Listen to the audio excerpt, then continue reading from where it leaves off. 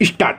अध्यक्ष महोदय, आज की चर्चा में आपके सामने जो विषय आएंगे, जहाँ तक मैं समझता हूँ वह हर प्रांत के साधारण से साधारण नागरिकों से संबंध रखता है।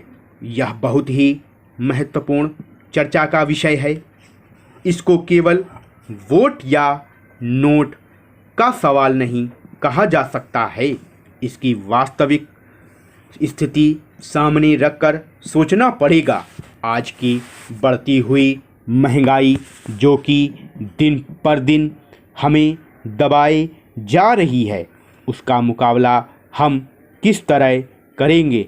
विरोधियों ने बहुत सी बातें कही हैं, लेकिन ऐसा कोई ठोस रास्ता हमारे सामने नहीं रखा जिसके कारण से हम अपने नागरिकों को उभार सकें। मैं इस बात को मंजूर करता हूं और शासन भी मंजूर करता है कि आज अनाज के अंदर जो कीमतों का बढ़ावा हुआ है, मैं आज देखता हूं कि गेहूं, ज्वार, मक्का में 90% तक का भाव बढ़ा हुआ है। इसी तरह से वनस्पति तेल के मामले में भी यही स्थिति बनी हुई है। इस साल हमारे इलाके में केवल मूंगफली पैदा होने से वनस्पति तेल के भावों में 20% की ही बढ़ोतरी हुई है। डालडा वनस्पति के जिस भाव की हम अपेक्षा कर रहे थे, वह भी केवल 40% के करीब बढ़ गया है और महंगाई मुंह बाए हमारी ओर खड़ी हुई है। हमने हरित क्रांति का नारा दिया था, उससे मसला हल नहीं होने वाला जब तक कि सिंचाई का प्रतिशत बढ़कर ऊपर ना चला जाए। वह भी सीमित रह जाएगा। अध्यक्ष महोदय, मैं जानता हूँ कि आज हमारे यहाँ जब हम महंगाई की बात करते हैं तो उसके लिए हमें आसपास के प्रांतों से सहयोग लेना चाहिए, लेकिन सरकार पड़ोसी राज्यों से कोई सहयोग नहीं ले रही है।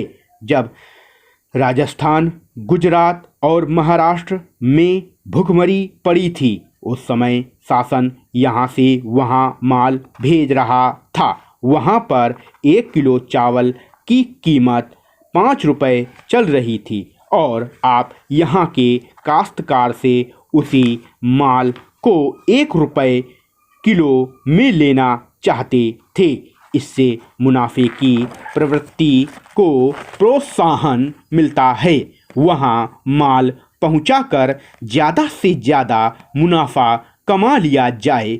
हमें आज देखने पर मालूम होता है कि हमारे किसानों के सामने आवश्यक सामान की बहुत कमी है, जिससे वह लक्ष्य प्राप्त नहीं कर पाते हैं। इसलिए यह सवाल पैदा होता है। आज शासन की डबल नीति है। एक ओर शासन वस्तुओं पर नियंत्रण रख रहा है और दूसरी तरफ खुले बाजार में भी माल रख रहा है। यह सब चीज़ें काला बाजारी का कारण होती हैं और इससे महंगाई को प्रोत्साहन मिलता है। शासन ने जिन चीज़ों पर नियंत्रण किया था, वह चीज़ उपभोक्ताओं तक पहुंचाई जाए तो मालूम होता है कि वह भी नहीं पहुंची। हम इस प्रकार की डबल पॉलिसी से आगे नहीं बढ़ सकते हैं। माननीय अध्यक्ष महोदय, माननीय विरोधी दल के नेता की ओर से महंगाई के बारे में जो प्रस्ताव लाया गया है, वह शासन की नीति के अनुकूल नहीं है। इसलिए कि सरकार और सदन ने कभी ऐसा कानून नहीं बनाया है जिससे राज्य में महंगाई बढ़े या संकट बढ़े या अकाल पड़े या सूखा पड़े। सरकार की तरफ से जो भी कानून बनाए जाते हैं वह देश और राज्य की जनता के हित को ध्यान में रखकर बनाए जाते हैं। उसी के अंतर्गत हमारी विधानसभा ने ऐसा कानून नहीं बनाया है जिससे कि महंगाई बढ़े।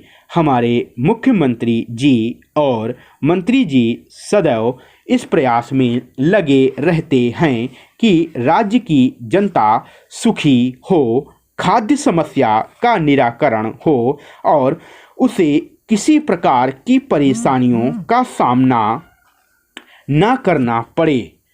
यहाँ पर मैं समझता हूँ कि महंगाई के बारे में चर्चा करना उचित नहीं होगा, क्योंकि बढ़ती हुई महंगाई और अभाव की स्थिति राज्य स्तरीय समस्या नहीं है, बल्कि यह एक राष्ट्रीय समस्या है। मैं इस संबंध में सदन के समस्त विधायक और राज्य मंत्रिमंडल से आग्रह करना चाहूँगा कि जहाँ तक हो सके वहाँ तक इस समस्या का सामना करते हुए शीघ्र निराकरण किया जाना चाहिए। लोकप्रिय मुख्यमंत्री जी ने राज्य के जिन जिन जिलों में अकाल और सूखा पड़ा था वहाँ के लिए रोजगार और राहत देने के लिए आदेश प्रसारित कर दिए हैं। हमारे राज्य में सामान्य से अधिक वर्षा होने से बाढ़ के हालात बने, जिसके कारण किसानों को काफ़ी हानि का सामना करना पड़ा। जिन किसानों की फसल बाढ़ आने, अकाल पड़ने, सूखा पड़ने और ओले पड़ने के कारण क्षति हुई, नुकसान हुआ था, मुख्यमंत्री जी ने वहाँ के लिए मुख्यमंत्री सहायता कोष से सहायता करने का विचार किया है। माननीय अध्यक्ष महोदय, इसके उपरांत महंगाई बढ़ने का कारण यह होता है कि लोगों की क्रय क्षमता और उपभोक्ता की संख्या विशेष बढ़ जाती है तो महंगाई अपने आप बढ़ने लगती है। इसीलिए हमारे इतने विशाल समुदाय में महंगाई बढ़ने का कोई विशेष महत्व नहीं होता, क्योंकि महंगाई बढ़ाना शासन की नीति में सम्मिलित नहीं किया गया है। मेरे विचार से इस समय का फ़ायदा विरोधी लोग लेना चाहते हैं और यह भी चाहते हैं कि जनता के अंदर ऐसी निष्क्रिय भावना पैदा करके उसका लाभ उठाया जाए। हालांकि यह बात कभी टिकाऊ नहीं हो सकती है। देश की जनता बहुत समझदार, सब कुछ समझती है कि उसे किन परिस्थितियों के सामने से गुजरना पड़ रहा है। यह संकट का समय है। ऐसे समय में हमको श्रम, स्वावलंबन और हिम्मत से मुकाबला करना चाहिए। मुझे ऐसा लगता है कि ये धरना आंदोलन, झगड़ा और देशद्रोह करने से हम सफल नहीं हो सकते हैं। इसलिए मेरी आपसे प्रार्थना है कि राज्य की जनता के वास्ते हम हिम्मत से काम लेंगे तो आज भी सब कुछ बहुत अच्छा और सामान्य हो सकता है। महोदय, गैट समस्या का सार यह है कि दुनिया भर के कुछ हिस्से में अनाज के पहाड़ खड़े हो रहे हैं, वहीं दूसरे हिस्से में करोड़ों लोग भूख से तड़प रहे हैं। आज असमानता की यह समस्या इतनी व्यापक हो चुकी है, वास्तव में जिसके लिए सामूहिक प्रयास की आज बहुत ज़रूरत है। मगर गैट वार्ता में इस तरह की समस्याओं का सामना नहीं किया जा रहा है। स्टॉप।